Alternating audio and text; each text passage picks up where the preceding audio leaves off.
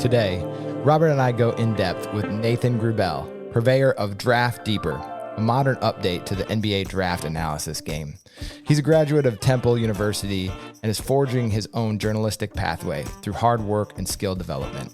The podcast is produced today by Hardwood History Podcasts and presented by 199 as a part of their ongoing celebration of the history on the hardwood. The draft is such an amazing amalgam of the past, present, and future of basketball. Nathan takes us into the world of talent evaluation ahead of the 2021-22 NCAA season. The upcoming college season, give us a little peek into the old scheduling database there. What are some dates, or if it's more about prospects right now, who are some prospects that you're circling and be like, I got to get them slotted in? Well, so obviously to start off the year, November 9th, you have the Champions Classic, and that's Duke, that's Michigan State, that's Kentucky, and that's Kansas. So right there, solid. You have four programs with a lot of well-known prospects that could be in those games. Paolo Banchero and AJ Griffin for Duke. Obviously, you have Ty Washington, Damian Collins for Kentucky. And then, you have programs like Memphis that kind of sneak in there at different points. But Gonzaga, obviously, as Chet Holmgren, projected number one pick right now, that's going to be an interesting race as the season goes on for who's actually number one. But Gonzaga and Duke actually play each other at the end of November, so that's also going to be a really interesting game. So that's like three games right off the top of my head. Now I don't even have to go too far and look at other schedules that are if anybody from the general public who's watching this who has an interest in seeing the young guys that are college basketball fans, those are automatic games. Nathan is a new school draft guru, and he also has some residual fandom from the 76ers and their current saga relating to the curse of the process. Got to take the chance. I haven't seen anything as bizarre like Ben Simmons at all. The closest thing was Markelle Fultz going to the Sixers, and that was crazy. He Sixers just got it, and then his shot breaks down, and it's amazing what happens to the Sixers. I mean, the Ben Simmons situation, Markelle Fultz. Zaire Smith almost dies because of a peanut allergy or something That's like right. that. Oh my god! It's honestly it's incredible what's happened to the Philadelphia 76ers, and I don't know what they did to bring this curse. Wait, you know exactly what they did. It's called the process. They angered the basketball gods and brought that upon themselves. I'm not going to keep you waiting any longer. Isn't it amazing when Michigan can keep this game to a 19-foot 9-inch game inside that three-point line? It's all theirs.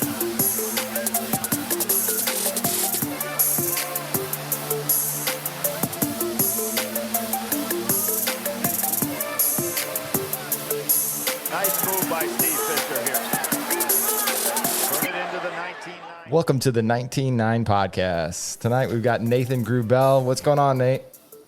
Nothing much, man. I'm excited to definitely be on with you guys. My first guest appearance of the 2022 NBA draft cycle. So we're starting early. We're right before October, though. So this is about right. We got to kick it off, right? That's right. I love it. I mean, the training camps open tomorrow, and NBA training camps, and we're like a month away from some college hoop stuff.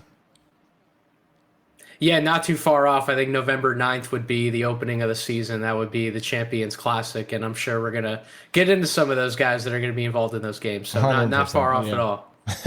All right, give us your basketball origin story. How did you fall in love with the game? One of the things we really get into is just the basketball community and how it's so tied in, and how the people that get into it become so passionate and intertwined.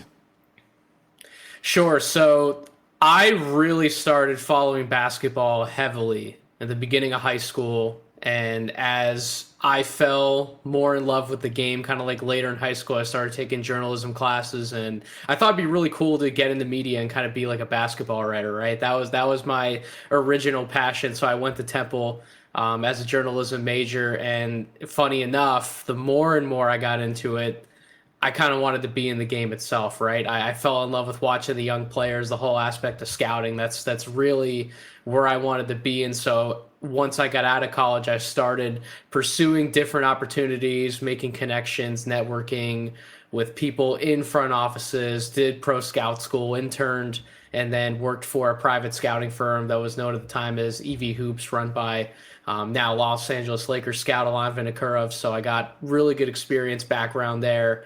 And as you guys are well aware, any career in sports is very hard to break into, right, at any level. So I've been working a corporate level job since then, but I kind of had a little bit of a idea on the side through all of the quarantine and COVID and all that. Like, that was the perfect opportunity for me to start my own platform, get back into it, and offer up a lot of my thoughts, a lot of my insights, observations into not necessarily just talking about the prospects themselves and my evaluations, but kind of giving the general public more of a discourse that they would expect to hear behind the scenes. What do scouts actually look for? How do they actually evaluate prospects? What matters and what goes on behind the scenes in front offices? So that's really why I started my own platform, Draft Deeper. I thought that it was definitely a concept that could take off and be really good in podcast form. And obviously I'll look to do even more things in the public spaces for the 2022 draft, but I've had great success. My first full draft cycle with the podcast, I couldn't be happier with some of the relationships I've already made, some of the appearances I've made elsewhere. So that's really my story up to this point. But definitely I'm a lot happier to be in the public space again, doing more of the media stuff and kind of combining the best of both worlds versus just be pursuing one path or the other. So you said you went to a pro scout, what was it, class or How does that Pro work? Scout School, yeah, Pro Scout School is an event run by TPG Sports Group. It's done out in Las Vegas, basically the same time as Summer League every year. And essentially what they do is it's run by Pete Philo, who was a former NBA scout himself, has worked in the sports industry for many, many years. But he brings in all sorts of experts from front offices, from media who are very close to front offices. And it's really... It's a class per se. They do different sorts of like breakout sessions and interview sessions with all of these executives and personnel that they bring in, but it's also really a chance to network as well. That's how you really meet people. Just making those kind of connections in a space like Las Vegas with the Summer League where everything's wide open. You can literally bump into and run into anybody. That's the perfect opportunity and place to do something like that. So it's educational, but it's also about networking and continuing to further your connection space. Okay, you mentioned connections and a couple of the people you had on your podcast. I recognize one of them, but you also got to go on a draft legend, Chad Ford's podcast. So before we get any further into just talking with you, what was it like talking to Chad? Because I'm sure you, like me, have been reading him since the early aughts, and I was like printing out his draft guide back in the day and highlighting things, getting really nerdy with it. So how fun was that? Yeah, ironically, I mean, I met Chad for the first time out at Pro Scout School in Las Vegas. He was the very first year that I did it. He was a speaker on one of the panels, and I got to bump into him before one of the sessions to kind of introduce myself. And being on his show, being asked to be on his show, some of the support that he's shown, as well as Coach David Thorpe over at True Hoop. He's also worked at ESPN for a number of years. Guys like that, it's an honor because they don't have to take times out of their day to support anybody like me just starting up. They don't have to do things like that. But the people who do, the people who show initiative and reach out and offer their support, their advice, and then a spot on their platform to guest star. I mean, I was blown away. I was excited when it first happened, and being able to do the podcast, it was awesome. There's no other word to use for it. It was awesome. Yeah, the only thing you missed was like some Hawaiian birds in the background interrupting you guys.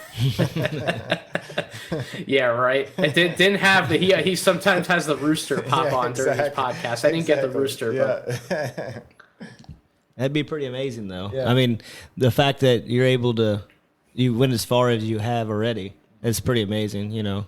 To meet these kind of people, like I wouldn't know what to do if I met somebody like, you know, that famous, you know. Yeah. And to talk basketball with him, that would be amazing. So For sure. I think it's a lot of it's just being open on your platform. I'm willing to interact with, engage with quite literally anybody who wants to tweet at me or message me, etc. So being that open and kind of being that honest and just wanting to do good in the community, wanting to not only get better at it, but help make others better at evaluating and appreciating the game. That's exactly how those doors are open. So I'm honored. I'm glad to be on with you guys today too. You both seem like you guys are about doing the same thing. So Yeah. that's really how this all spreads. That's how this all happens. That's how we all grow and get better together. 100%. All right, give us kind of your basics. So, do you when you're watching games now, are you breaking guys down every time, or can you turn it off? And then, you know, what's your process? Because I definitely feel like the longer I've watched basketball, the more I'm able to pick up on some of the nuance that I just didn't see when I was younger. But I'm just kind of, you know, I want to hear what your take is on that deeper level. So when I'm watching college basketball games now, it's a little hard for me to turn off the evaluator side. I can tell you that it's a lot easier watching NBA games than just being a fan. I can definitely do that. I don't always have to heavily analyze and critique, and I'm usually not taking notes the majority of the time I'm watching NBA games unless I'm watching them for a specific purpose, like I'm doing a study on like a rookie or a sophomore player, etc. But when I'm watching college games, I immediately want to take notes. I want to watch a little bit deeper. I want to definitely critique and evaluate certain players that I'm watching the game for. I'm usually not just throwing on a college game just to watch it, right? If I was going, not that I'm not a fan of college basketball, obviously I am, otherwise I couldn't be able to do any of this. I would want to gouge my eyes out. But usually if I'm watching a game just to watch a game, it's generally more of an NBA game. But when I'm doing as far as like my evaluation process,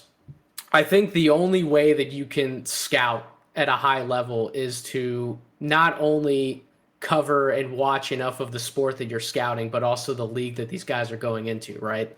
Like, I don't know how I could scout and evaluate without also having a pristine understanding of what's going on at the NBA level and how those guys are ultimately going to translate. So the toughest thing for me is finding a balance between watching both leagues during the year, paying attention to Division I, or whether it's maybe I'm scouting an international player, I have to pay attention to one of those leagues, or now we have the G League Ignite, we have Overtime Elite. There's so much now. So it's balancing 3 or 4 different things along with keeping up with what's going on in the NBA, who's winning, why are they winning, what's working. So it's finding a balance. But when I'm able to find that balance, that's how I'm able to succeed in scouting and evaluating the younger guys, because it's all about finding at least 1 to 2 translatable skills that these guys have where they can step on an NBA floor and you know that they're going to be able to contribute in those areas right away. That's how they're going to earn minutes. The only way you get better at basketball, let alone NBA basketball, is getting on the floor and actually playing it with guys who are on your level or above your level. So if these guys are going to get better, they need to be able to step on an NBA floor and contribute to keep earning minutes to build out the rest of their foundation. So that's really at the core of my draft philosophy, is finding those few things that work and how are they able to contribute to an NBA team and bring success right away? Can they fit in a locker room? And then you worry about a lot of the other stuff later as they're in year 2, 3, 4, 5, etc. Yeah, you mentioned all of the different platforms. I'm always amazed every year at the draft. Fran Fraschilla or the overseas guys parachutes in and just name drops guys that no one's ever heard of. It's a little easier now, but man, there's a lot to keep up on, and just comparing cross platforms or trying to get a gauge for the competition level in those different areas is like part of the game, you know, part of it too. So my question is how many of the G League games do you watch then? Like, I mean, it's pretty important to your draft, right? So, like, you said the NBA and college, but, like, you got to watch, like you said, all these other platforms too. How do you find time to watch all these games? Well, so the G League Ignite season last year was really interesting. I was able to actually catch quite a few games when they were in the bubble. And the good news about last year, because they were in the bubble, it was that quote unquote like shortened, compact type of season, I mean, that was able to be done efficiently. But when you have more of a spread out year, and then you're trying to keep up with some of the overseas leagues as well that play at different times of the year, and you're trying to balance that with all the college games. The good news about the G League bubble, like I said, besides it being compact, the schedule, those games are also played usually between like 1 to 3 in the afternoon Eastern time where I'm at. And then like a lot of college games that happen, usually they're at night. It's like 7 to 11 Eastern time, or maybe past that if I need to stay up and watch like a Pac-12 game or something like that. So that aspect was a lot easier to balance, but as you just said, there's a lot of different things going on, and now the G League's going to be playing a little bit more of a normalized schedule, so there's going to be games going on at the same time. So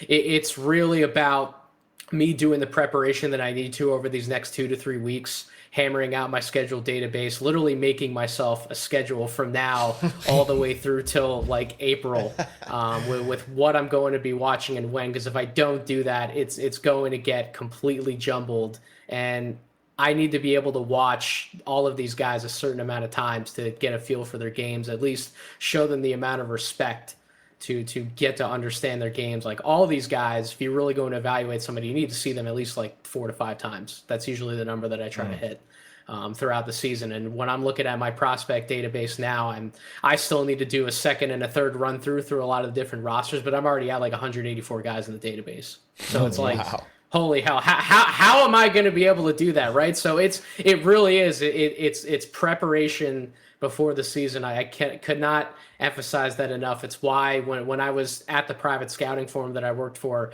I mean, we literally took like a month to 2 months in advance to lay out all of this and make sure that we all had our own schedules. Who are we going to be watching when? That's why you do that, or else you can't keep up. Scheduling database, he said. That's the key word. There's got to be some color coding in there too, like there's always color coding. Come on, man.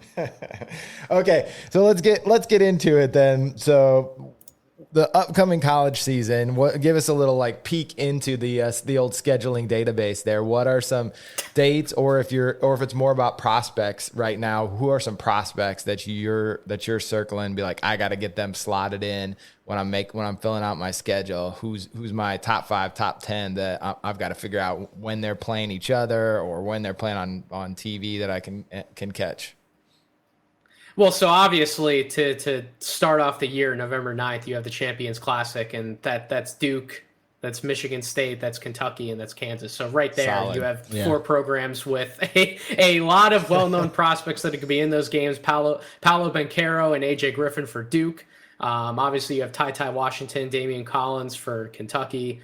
And then, you have programs like Memphis that kind of sneak in there at different points. But Gonzaga, obviously, as Chet Holmgren, projected number 1 pick right now, that's going to be an interesting race as the season goes on for who's actually number 1. But Gonzaga and Duke actually play each other at the end of November, so that's also going to be a really interesting game. So that's like 3 games right off the top of my head, and I don't even have to go too far into looking at other schedules that are like, if anybody from the general public who's watching this who has an interest in seeing the young guys that are college basketball fans, like those are automatic games that you're tuning into for sure.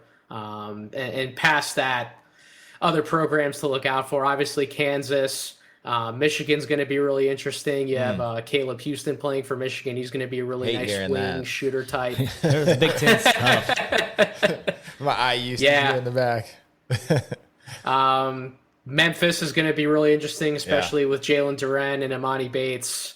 That's going to be interesting. And then the G League Ignite team, Jaden Hardy headlining that G League Ignite team, but a few other interesting guys. I mean, Dyson Daniels, Michael Foster, Marjon Beauchamp. There's some really interesting guys on G League Ignite this year too that I'm really excited to see how all that works out. But yeah, I mean, just off of those programs alone, and then the other one I'll throw in there would probably be UCLA with Johnny Juzang and Jaime Jaquez coming back, and then you throw in Peyton Watson into the mix, who's like a sleeper top 10 pick right now. Wow. So this college season's loaded. There's a lot of talent all over the place. So wait, the early season games though, are you weighting those differently? Because sometimes it's the only time you get to see them maybe play each other. So that's awesome because you can kind of see them, one-to-one versus other draft prospects. So it goes back to your earlier point about talent level, but then you're also, I don't know how to factor in sometimes, like it's the first or second game of the season, and some of these guys are 18 years old. They're freshmen. They're coming freshmen, in, their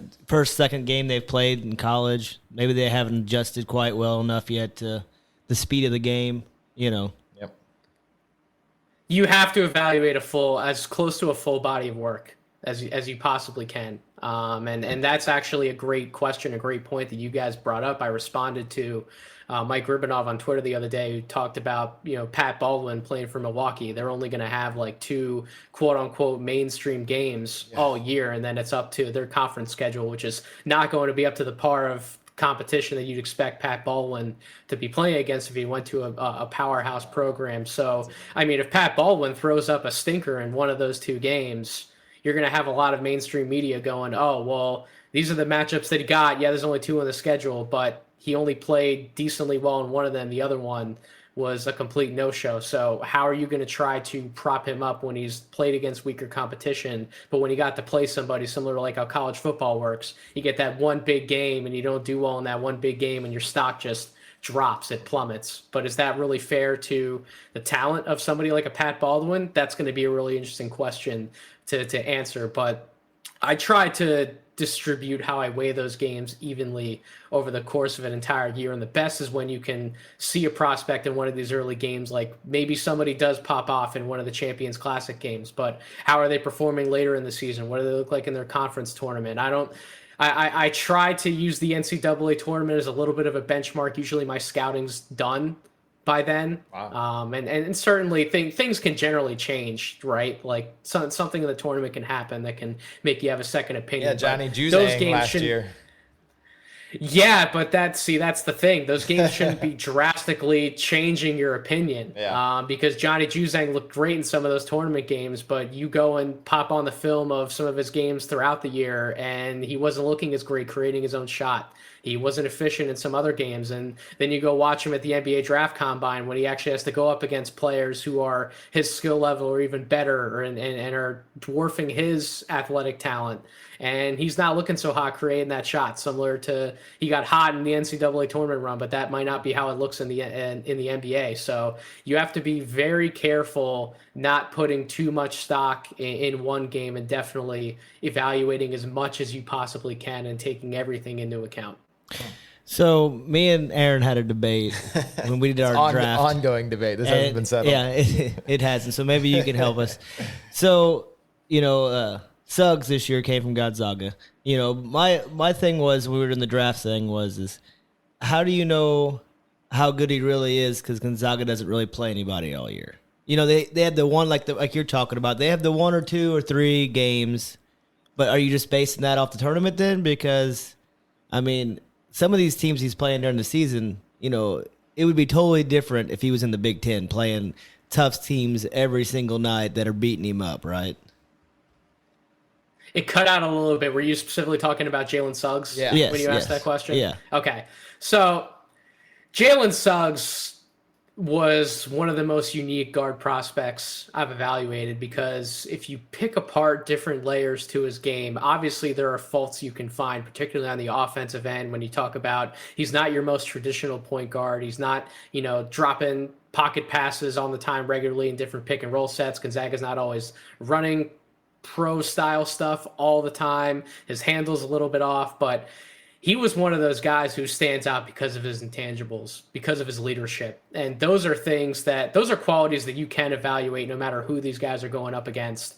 And when you're talking about who's worthy of being a top 5 pick in the NBA draft, somebody who you're hoping to be one of the faces of your franchise, if not the face of your franchise, what are the qualities in these players that you can sell besides just being exciting or being box office? It's also that level of toughness, right? That no quit mentality, that hustle, that drive. And really what sold that for me, and this was, quote unquote, one of their more high profile games last year, but that game against West Virginia where he went down with that injury and you can see the tears coming down his face, not because he's in that much pain necessarily that's going to cause that, but because he's recognizing the magnitude of the situation. It's very early on in the year. His season, depending on how bad the injury is, it could be over. And you could see all of that emotion running out of him. But then you saw him on the sidelines wanting to walk it off and to allow him to get back into the game. And it's crazy how we come into a world now where some of these players, if they have any type of injury, they will literally sit out college games because they don't want to ruin anything for their professional career. And all Jalen Suggs could think about during that game, 10, 15 minutes go by, is I need to get back into this game, and I need to help my team beat West Virginia. And that's literally all he cared about. And that level of toughness, that level of leadership, his desire to actually play the game of basketball and not just make a business decision, that really spoke to me. And that was the moment where I went, okay, Jalen Suggs, he might not be the number 1 pick, he might not be the number 2 pick, but as I said literally all year, GMs are going to lose a little bit of sleep at night because they didn't pick somebody like Jalen Suggs. Because if you need somebody who can transform a locker room and actually be a leader, that's the type of guy you go with. Not necessarily somebody like an Evan Mobley, for example, who all of his talent, he's going to help Cleveland because of his skill set, because of his uniqueness at his size with his blend of perimeter play. But he's not the same vocal leader. He's not the same. He doesn't exude the same level of toughness that somebody like a Jalen Suggs does. And Orlando, for as young of a team as they are, they were lacking some of that leadership. And that's why I think, the backcourt may be logjammed a little bit, but he's going to be a great fit there because that's what he brings from day one. So it's finding those things that it doesn't matter who they're playing against. It's finding those talents that you can evaluate regardless of what game it is and how those things are going to translate to the NBA level. Rookie of the year, Jalen Suggs? I'm going with Jalen Green for Rookie of the Year. Oh, okay, that's not a bad pick. Jalen Green is my guy, and I had him in my top tier along with Cade Cunningham, but I think that Jalen Green, he has a great chance to be the best player from that draft class. Okay, so one of the things I keep thinking about is how do you identify the guys who aren't the eye-popping stats guys? Because it seems like now with pretty much, every year a guy from Florida State, but it could be from another school like Patrick Ewing or Patrick Williams, and then who is it, Scotty Barnes this year. They don't have those stats that jump off the page, but they're going really high in the draft. So how are you looking past the traditional stats to identify guys who may end up, being high draft picks this coming year? So when you guys had on the Google document Pat Williams, I thought that was a great example for that question, because when you look at somebody who didn't play a lot at Florida State, but when he got on the court, he was one of the best cutters in college basketball. That's a really valuable off-ball skill to have when you're coming into the NBA. You're probably going to be like a 4th or a 5th man in the lineup. You're expected to be able to move without the ball, communicate with your teammates, know where the ball's going, and then put yourself in a position to succeed and score when you're not able to dribble the air out of the ball. So that's a very valuable skill to have first and foremost to fit into an NBA team. But his athletic ability, his size, kind of being one of those versatile switchable forwards at 6'9", he can likely guard 1 through 4 in the NBA. If not right now, that's definitely coming within the next few years. And then he showed a little bit of that shot making ability, not necessarily from 3 in college, but you saw some of that pull up shot making ability, that mid range stuff that allowed people to make a little bit of like is he a baby Kawhi type of comparison. So you put that package together, the size, the length, the athleticism, the speed, the ability to fit into an offense playing off the ball, potential shooting ability. That's the type of package. You list off all of those things and you go, maybe he is worth a top 5 pick, even though he didn't play a lot in college basketball. It's about evaluating the skills and what they look like within the context of the game, not just looking at the raw numbers of the box score numbers of the minutes played and making your decisions based off of that. Scouting is all about watching the film first and foremost, and using the stats to kind of guide you towards what you should be watching. That's at least how I evaluate talent. Do you have anybody this year that you're maybe is on your radar where you're like, ooh, that he might be that kind of guy? I know it's hard. It's hard before the season to even think about, right? Yeah. You're like, that's that guy. It is hard. It's definitely hard. But Caleb Houston could end up being one of those guys because, sure, if you flip on some of the high school film, there are examples of him pulling up and creating his own shot. But the majority of what he does is movement shooting and a lot of off-ball type movement, getting himself open for shots, not necessarily doing a lot of things with the ball in his hands. So you might look at his game and you might not think it's sexy by any means, and you could view him as like a late lottery type prospect. But if you go back and you watch the film, and he is creating really good separation on the looks that he gets, if he's doing things off the ball that you know are going to translate to the NBA, especially when you factor in his size playing the wing position, plus his efficiency, that's the type of case where you can look and say, he didn't do a lot of stuff with his ball in his hands. How much of that is going to translate to the NBA? Do you only want to be drafting a movement shooter with like a top 10 pick? Or are you going to go the other way and say, yeah, but how many guys at his size and his age are able to put up points while maybe he's not averaging 16, 17 points per game, but the 10 to 12 that he is, he's able to fit within the context of that team, not disrupt the team, and how efficient he's doing those things. That's an argument that I could definitely see popping up somewhere. So is that like what you were talking about earlier about Suggs? Like he has that, leadership and good team player mentality. Is that where you're getting at with that guy? Yes. A little bit, but mainly just like when we're evaluating guys and you're looking for like a top 10 pick, right? You want those guys, you want to be star hunting as much as possible. And stars come in different shapes and sizes. They come in different varieties. Somebody could view a star, when you say that word, as somebody like Jalen Green, a legitimate isolation scorer, somebody who at the end of the game, you can get the ball to him and he's going to go get you a bucket by himself. He doesn't need anybody's help to get a bucket. Somebody like a Caleb Houston, for example, operates best off the ball.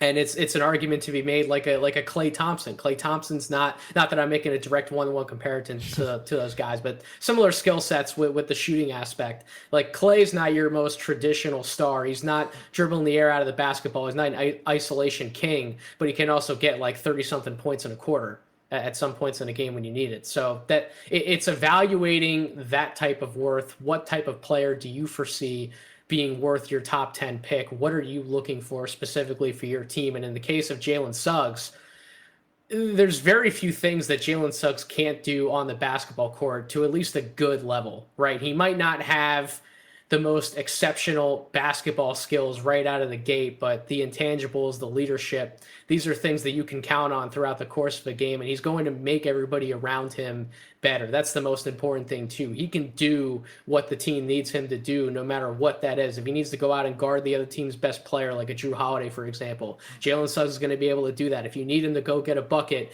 you saw, in the championship game, he was the only person on Gonzaga who seemed like he could get his bucket at any point. Like you might not look at that to be his strongest suit in his rookie season in the NBA, but he proved in high level games he can go do that.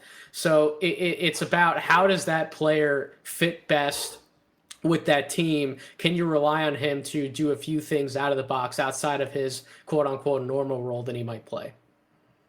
So on the opposite side of that, every year it seems like, well, not every year, but there's been a lot of people that have been busts, right? That look really good in college.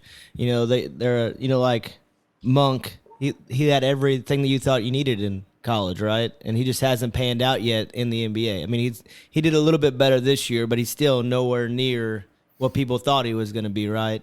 Like Jimmer Fredette. He was unbelievable in college. Can shoot from anywhere, and it just didn't work out.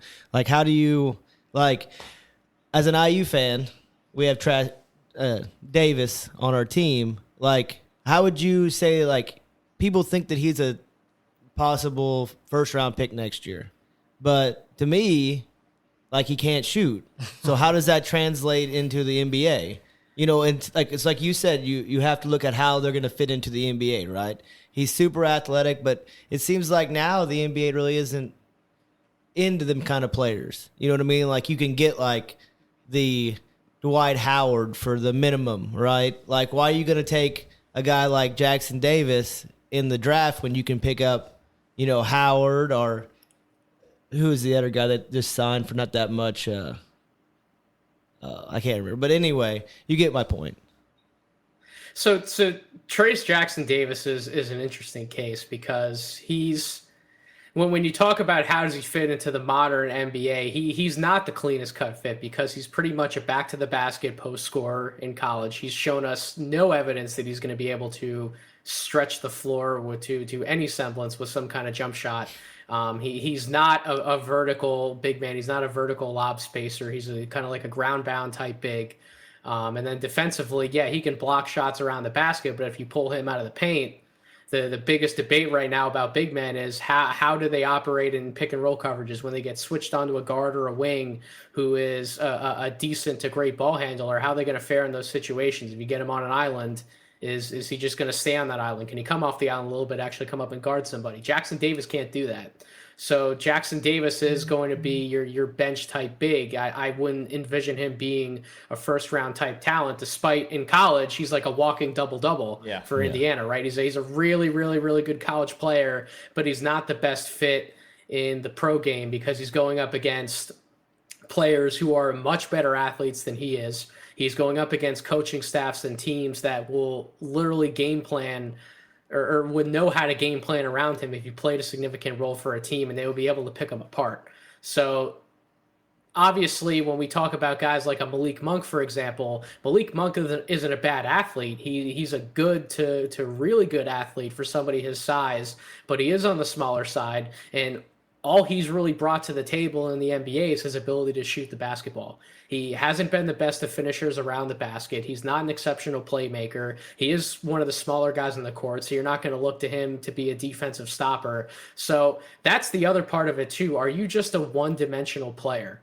Do you only have one skill or like 1.5 skills that you can bring to the table? And if you only have 1 to 1.5 skills that you can bring to the table, are you absolutely elite in doing so? Like Duncan Robinson, for example, yeah, he has size to his credit, right? Like he's a 6'7" wing. Really all he brings to the table is, perimeter shooting, but he's making like 46% of his threes. So he is shooting like 11 a game. Exactly. Yeah. He is elite at his skill, and Malik Monk hasn't been an elite shooter. So that's how you see somebody like that, make a home on a bench. And yeah, he could be a valuable player at different points in the season for the Los Angeles Lakers if he gets some playing time, but that's why he wasn't going to carve out a significant role in Charlotte, because he's a one-dimensional smaller player. And those aren't the kind of guys that NBA teams are looking for now, especially with the size, length, versatility, a lot of these wings. Like everybody's looking for how many 6'6" through 6'9" players can we have in a lineup, not how many 6 foot, 6'1" guys can we have in a lineup. Yeah. Okay, so how then, as you're filling out this schedule, how far back do you go with some of these guys? Are you identifying like a game during the year, and then if you kind of elevate them, are you looking then back at some of their past years' performances to counterbalance that? Because the thing that I keep thinking about is oftentimes some of the freshmen, like the guy from Stanford this year who went really high. He's elite. Zaire Williams, thank you. Elite in high school, had a rough year at Stanford, but somebody saw something along the line there where it elevated him into the lottery. So I just wonder, like, how are you balancing out what you're seeing currently with the possibility that it's not an ideal fit at their college, or the system is, just those other factors? I try and balance as much of it as possible. Zaire Williams was a really interesting case because he was viewed as this 3-level scorer in high school, this wing with tremendous size, grew all the way up to like 6'9.5", has the length to boot, is a pretty good athlete. But the problem with Zaire Williams, and the same thing happened with Brandon Boston as well, because both of them excelled at Sierra Canyon. But the problem is that they weren't able to finish around the basket much at all at the college level. And I think that really diminished their confidence. And in diminishing their confidence like that, it bled over to other parts of their game. They weren't as good of shooters. They weren't as comfortable and confident creating their own shot. And it really took them out of the game from a mental perspective. And when you evaluate somebody like Zaire Williams and you say, well, can he regain some of that confidence? Can he become that player that he was in high school? Can that work in the pros? Well, technically he can. I never rule out anybody developing into more than what they are, but it's going to take a lot of patience. It's going to take a lot of work. Like when the Memphis Grizzlies trade up and they draft somebody like Zaire Williams, where they did, a lot of people, Memphis fans in particular, don't want to hear that a top 10 pick may be playing the majority of the season in the G League. But my response to that would be, A, the G League isn't the D League. It's a much better environment for younger players than it used to be. So it's not a slight or an insult. At least I don't view it that way. And I know that Coach Thorpe has talked about that on True Hoop. He feels the same way. But fans don't necessarily want to hear that. They want to hear top 10 picks in the starting lineup right away, putting up big numbers. And that's not going to happen for Zaire Williams. He needs to add to his body. He needs to improve his strength base. And then he needs to get his confidence back, finishing around the basket. And then that can bleed over into some of the other areas on the court as far as shooting. So it's looking at a full body of work, going back to the high school stuff, seeing what worked in high school, what didn't work in college, and then trying to determine how reasonable it is for that higher level outcome to still happen. And the Grizzlies definitely took a gamble on somebody like him. And they might be Brandon Boston. Yeah, they might be following you this year. They might be following you this year. Draft deeper, Grizzlies fans, get on board now because you may be in the lottery again. Well, funny enough, I'm not that far away from Philadelphia. I'm about an hour north of Philadelphia, so I am like a big Sixers supporter. I was a Memphis Grizzlies fan first. I love those. Love those grit and grind teams, Zebo and Mike Conley, Marcus Gasol. But yeah, they took a gamble at taking him number 10. Brandon Boston went 51st. And honestly, when we're talking about the value, I think I'd probably rather have Brandon Boston at 51 than Zaire Williams at number 10. So we'll see how it pans out. But I'm not always lower on guys that have the bad college year. I was really high on Cole Anthony. Really? When he came into the draft. Some people dropped him way down. I had him very high on my draft board, and that might not look so hot anymore now, especially after Summer League. I pretty much gave him a stern talking to on my podcast when I went through and did my older draft tiers. I'm like, Cole, like the fact that RJ Hampton got pulled out of Summer League before you did, like that's not looking good for you, man. And they drafted Jalen Suggs, like it's not looking good. But he was another guy too. He struggled in college. When you go back and watch the high school stuff, and then you break down the film and you look at what did work in college, and you still saw a lot of the 3-level scoring stuff. Yeah. But it's about his efficiency, and the same thing was with Zaire Williams. Zaire Williams was able to pull up along the baseline, hit some nice jump shots here and there, and he'd hit a deep 3-pointer or two for Stanford, but then you'd see him brick like 5 more shots in a row. So it's about consistency, efficiency. It's about having the confidence, being in the right headspace. And if he goes to a team that's willing to work with him and be patient with him, then that's fantastic. But if it's a team that's looking for instant results and you're taking a project knowing full well that he probably is a project, that's how some of these guys end up out of the NBA. Yeah, no doubt. Well, we so appreciate your time today. Before we go, I just want to tell everyone to follow you. Is it Twitter the best place to follow you, or where's your primary social media where you like to post at? Yeah, definitely follow me on Twitter at DraftDeeper. I'm not big on the Instagram or the Snapchat spaces, but I'm always checking my Twitter. Once you get your staff, always interact with me there. Definitely announcements about some team ups in the space coming soon. Nice. So if you're excited for my podcast to definitely come back for the 2022 season. If you like my work, then you're going to love a lot of the written stuff I plan on doing this year. So follow me on Twitter and stay tuned for some of those announcements. Well, I want to finish up by talking a little name, image, likeness, because I think it's transforming the like, not just the draft space, but the college and pre-NBA space in so many interesting ways. I'd like to hear who your maybe top couple name, image, likeness guys. So maybe the guys that aren't at the top of your draft board, but the guys that have just that you're identifying that are going to be out there. Because I have a feeling that may start to influence NBA teams in interesting ways. Because I think sometimes it's hard. You mentioned Memphis kind of going the other way with Zaire Williams. And I mean, I feel like their fan bases really get salty about that. You know, Scotty Barnes wasn't as sexy a pick as Suggs. And, you know, I wonder where that balance is for some of these teams. I think that, you know, if you're a strong organization with like a solid core, but you know, some of these organizations like Minnesota right now, like, man, you better pick someone that your fan base is excited about. Cause you know, they're in the wilderness, you know? Well, so as far as marketability is concerned, you need to be able to score the ball in bunches, You need to be an athlete. You need to be able to put on a show, get that athletic play whenever you need it. And so Duke has two of those guys. Paolo Banchero and AJ Griffin are definitely two guys that I'd go with in that draft. Probably the name I'd be most excited about, the guy who I would want to market the most, would be Jaden Hardy, who's with the G League Ignite, because that kid is literally a walking bucket. he may be a better scorer in some aspects than Jalen Green even was. Wow. It would not shock. I think Jalen Green's going to be the better pro, but it would not shock me at all if Jaden Hardy has a better G League season this year than Jalen Green did last year. So I want to market him, obviously.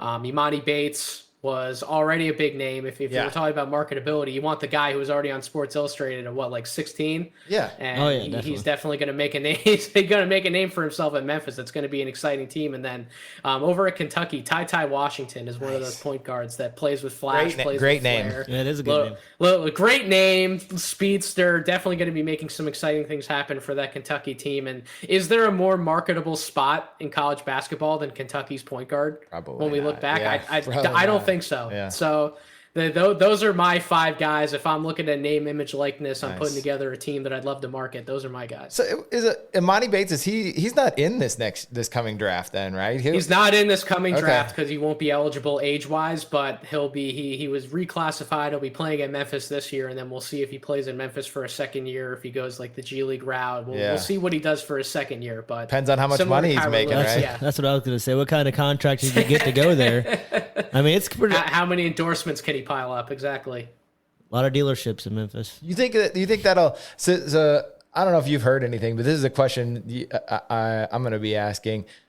I'm wondering how if there's a possibility that name, image, likeness could reshape the way that guys approach the draft too. So if they're making enough money, like Imani Bates, and let's say a team that he doesn't like gets the first pick, is it possible that he could?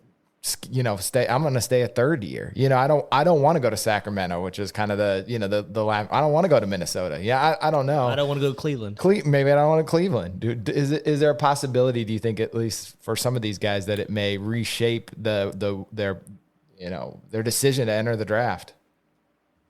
No, I think these guys are still they're going to want to break into the pros as early as they possibly can, and that's why I don't think the straight out of high school route is necessarily done either. I still think there can be a change made there, but I will say it's going to be really interesting. Not that I'm just from a Philly guy and I only want to talk about Ben Simmons, because I really don't want to talk about Ben Simmons at this point. Let's get into that immediately.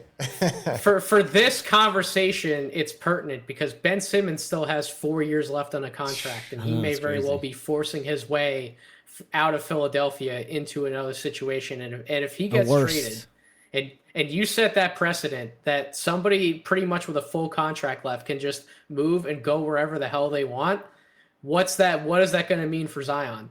I mean, Zion already apparently wants out of New Orleans. So if Ben Simmons gets traded, I mean, his agency group and his company that he keeps are going to look and say, oh, well, this guy got moved. So Zion, keep eating all that fast food, man. Keep not giving a crap. Keep not communicating with your team. Like, do whatever you can to get out of New Orleans, and then once you get in a better situation, we'll figure out how you actually treat yourself like a professional. We promise. We'll help you get on the right path for your future. It's crazy how we're moving completely into player empowerment, player over empowerment, possibly. Like, I'm all for mobility, like Colin Cowherd says all the time at his show. I'm all for mobility. I'm all for players having the choice of, where to play for. But there also comes a point where you need to be a professional. You need to honor the contract that you sign. Yeah. And we're getting to a point where the contracts literally aren't even going to matter at some points. Like, the only thing that's going to matter on the contract is how much money are you getting paid in your game checks and how much of a bonus can you earn throughout the season. It's going to be the dollars are going to be the only thing that matters about the contract. So it's crazy, and that's kind of the route that name, image, likeness is pushing things as well. I'm glad that the athletes can get paid and that they can get paid up front and on the record, not collecting checks or bags of money inside cars or whatever the hell else that colleges were doing. Exactly. So I'm glad that it's very legalized and out there, but it's going to be really interesting to see how this keeps evolving over time and how it changes college athletics. Yeah, is it legalized? It's a little weird right now. There's just a lot of unknowns. Yeah, because there is one of the, you're reading about like the tax implications, and then international, it's different for international prospects too. That could be an area that it gets a little wonky because they have a different like visa that they're working on. So they have to be careful.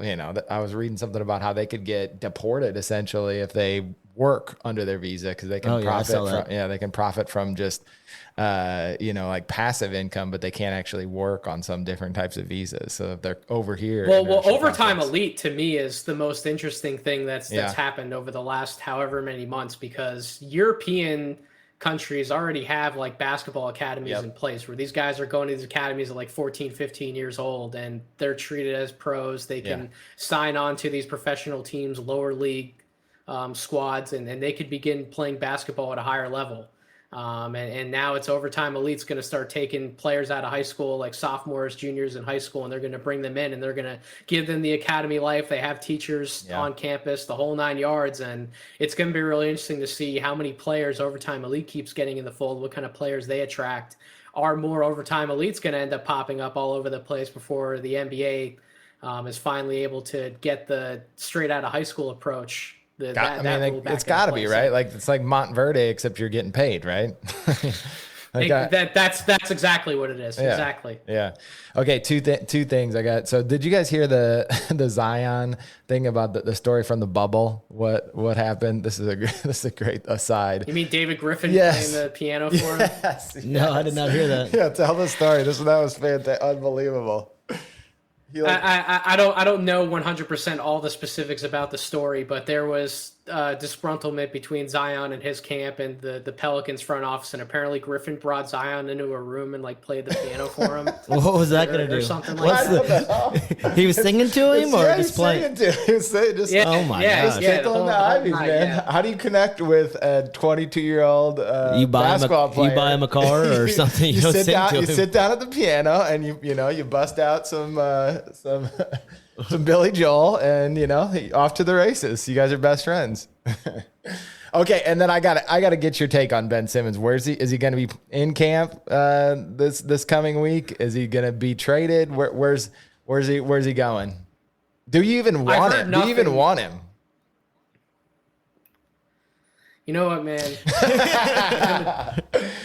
I've been the biggest Ben Simmons fan since he came into the NBA, because I decided to be a basketball player for a Halloween party one year. I ended up buying a second 76ers jersey in like a different color so that I could match like the right pair of shorts. I could have the whole uniform thing going on, but it led me to have two Ben Simmons jerseys, not just one. Wow. Nobody's been a bigger supporter of Ben Simmons than I have, but at this point, I can't defend him anymore, man. Yeah. I can't defend him. Like, I've been yelling at my TV for the last 5 years to just be more aggressive, to when you have the chance to attack downhill. He can run past anybody that he wants. He's arguably the fastest player end to end with the ball in his hands in the NBA when you think about it. Like, there are some guards who might technically be a little faster, but when you factor in Ben's size and the length of his strides, he's probably the quickest player end to end. And he will literally just cross the half court line and he'll just stop. And he'll just wait for his team to come up. And I don't think that's always what the coaching staff wants. Like, he can beat the one or even two guys down the court. He can score. He can get into the paint in the half court literally whenever he wants. But he just doesn't. And that's been my biggest thing. It's not just the shooting. Everyone wants to harp on the shooting, that he won't take a three-point shot. But if he wasn't afraid to get to the line, if he was much more willing to just drive and be aggressive, period, he could score 25, 26 points per game. And when you take like that 12 to 15 point difference in his scoring average in the playoffs, and you tack that on to what the 76ers score was in some of those playoff games, they probably wouldn't have lost to Atlanta. And it's not fair for Ben Simmons to eat all of that and be the sole reason, the sole blame for why they lost to Atlanta in the playoffs. But I can tell you this, it sure wasn't Embiid's fault.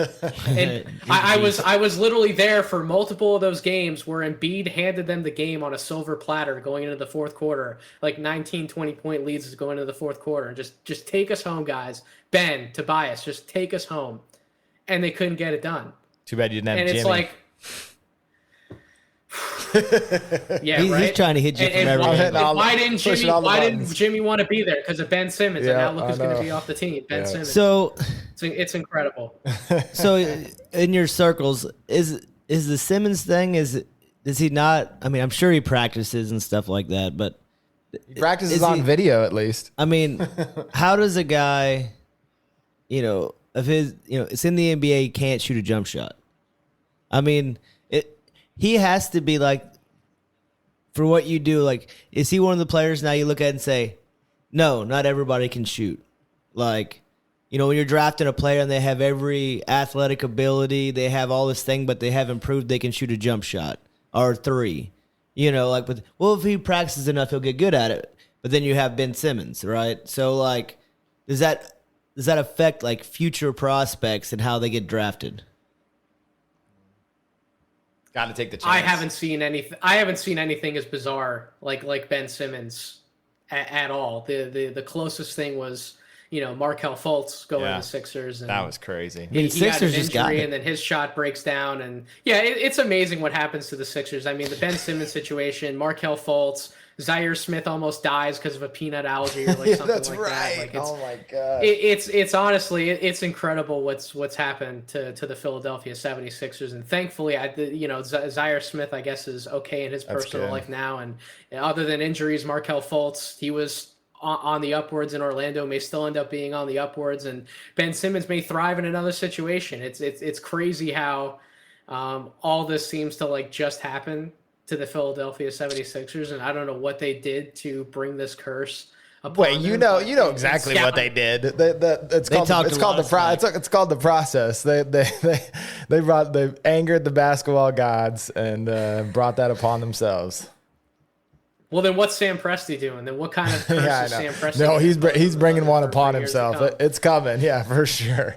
That we'll have to see. The seeds are being laid right now, but something's happening. If I was out Walker, I'd be getting off that team as soon as possible before I have a Sean Livingston type injury, God forbid. So this is my last Ben Simmons question. All right. So what value do you honestly think that they can get for him? Like player level that they could get back for him? I've been screaming for how many months are we on now? That was in what, June? Yeah. So what, July, August, September, so going on 4 months. I've been screaming for Ben and Danny Green, for CJ McCollum and Robert Covington. Just call it in, get it done. Because I think CJ is arguably the most now that Mike Conley got an all-star appearance, I think that the underrated Mike Conley for like 7-8 years can finally be put to rest a little bit. But now it's CJ McCollum's turn being the most underrated player in the NBA. That guy is a walking 20 points per game scorer. I think last year he had an over a 3-to-1 assist to turnover ratio. So I think he can actually come in, be a point guard for that team, run offense. He can be a second option. He'd be really nice pairing with Joel Embiid and pick and roll, pick and pop. And obviously you can use him a similar way they were just using Seth Curry or somebody like a JJ Redick too. You can have the two-man game between him and Embiid. You can have McCollum work off dribble handoffs, etc. And he can score in a variety of ways. And then you would bring back somebody like Covington too, who hasn't been an incredible role player for anybody else but Philly. He really hasn't been that great since he left Philly, ironically, but you bring him back, and I think that's really good value for Ben Simmons, who, let's not forget how good of a player Ben Simmons is either. And that's like the sad part. Like he's not trash, and that's what everybody, I won't say everybody, but the general public who just want to bash him, they forget that he's an all defensive type talent. He was like the third or fourth best player last year in terms of creating open 3-point shots. So he's an elite passer, an elite defender. He can score when he has the mindset to score. I mean, he put up 42 points against the Utah Jazz when he played them like the second half of last year. So it's not like he can't score. He is an elite player. It's just I don't know what it is with him. I think Jackie McMullen's probably laid out the best theory that he just doesn't want to fail. And that's the reason why he's not more aggressive or why he doesn't want to shoot all these jump shots. If he's not doing it at a certain percentage or he's not doing it at a high enough level, then why bother to do it at all? He probably thinks that he's only going to hurt the team. Well, he would actually only help if he just took those shots and he made the defense more honest. It would open things up for everybody else. It would open things up for him to continue to pass the ball, which he is really good at doing. So I don't know what it is. It's a bizarre story, but I don't know where he ends up. I guess Minnesota's like apparently the clubhouse leader. I heard Denver come out of the woodwork. I have no idea what a Denver trade looks like, to be honest. That if Denver would give up Michael Porter Jr. and a Ben Simmons deal, to call it into the league office. Wow. But I don't. I can't see them doing something like that. I can't see them doing something like that. Probably not. As a Sixer fan, you'd be happy for that trade?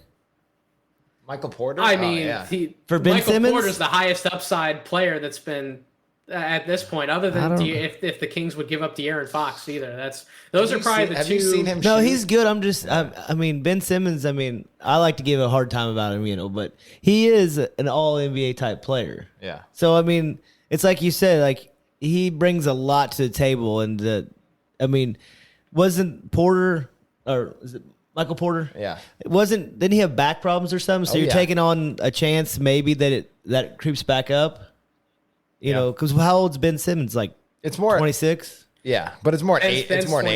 25? I mean, that's a pretty young player still. Yeah, but I mean, Michael Porter's like 22, and it's like the flip side of CJ. CJ is what? He's in his 30s, right? He's late 20s, early 30s. Yeah, so I mean, I guess with Michael Porter Jr. for how young he has one of the best synergy profiles I looked at last year in terms of his scoring. He can do literally anything on the offensive end of the floor. He got better at defense. He's one of the best offensive rebounders for somebody in his position. Like that's the highest upside I think that they could get back in a Ben Simmons trade. If I was Denver, I don't know if I'd do that. Because especially with Jamal Murray being out, if Ben Simmons isn't going to put a lot of points on the table, it's Jokic, it's Gordon who can be iffy shooting the basketball. If Ben Simmons isn't going to shoot, like you lose somebody like Michael Porter. So I don't know if they do that, but it looks like Minnesota, Denver, Sacramento, or Portland. Denver is an interesting one because they might be punt. You know that. If they like him enough, that could be an interesting one just because they could be punting on the season a little bit anyways without, Murray maybe out the whole year. So maybe you're like, you know what, let's get him. Then when Murray gets back the following year, we got our squad. We got defense. We got the MVP for passing and offense. Then we got Murray for offense. It's not bad. And Cleveland. I've warmed up to the Cleveland package too. I hope he goes there. Isaac Okoro, multiple firsts. I hope he goes I've there. warmed up to that package. I just want to see Simmons get sent to Cleveland. That's what everybody says. Everybody wants to see LeBron Jr. get sent to the Cavs. He would be the drama would be endless then. He'd be how long before he could ask out again? He's had it good in Philadelphia. That fan base, I won't necessarily say the word we, but the fan base was more than happy to support him for years, despite a lot of this stuff really being a problem his entire career there. So he's going to have a tough time going to another fan base or going to another situation where he's not set up to be in the playoffs every single year. And he's got to be in a situation like a Minnesota or a Sacramento where you're losing all the time. And you're in a different place. Maybe the fans aren't, beating you down and getting down your throat for the same things that a Philly fan would do. But are you going to like losing? You're going to get paid a lot of money, but are you going to like being there just losing all the time? What's that going to do? So I don't know. I don't know what matters to Ben Simmons. If he just wants to be a celebrity, then maybe he finds a way to get that trade forced to Sacramento or somewhere like that. He can live out in California, date his celebrity models, whatever he wants to do, spend his money. If that's all that matters to him, and there's not necessarily anything wrong with that. I wish I could be making a lot of money and living in California and doing all those fun things. Pretty nice. If he cares about winning basketball games, he's been in a great situation in Philadelphia, and I don't know, other than Denver, I don't know where else he's going to find that level of success. Yeah. Going to be interesting. Well, man, I appreciate your time this evening. Can't wait to read the stuff on the upcoming season. We're going to definitely message out to everybody to follow you at Draft Deeper and the podcast too. So looking forward to catching you too as a guest on other people. I'm sure Chad will have you back on, and who knows, maybe David. Have you been on Thorpe's yet? I have not been on True. If I got asked to be on True with him and Henry Abbott, I'd fall over in my chair. But. start messaging him. You'd be great on there. Oh, yeah.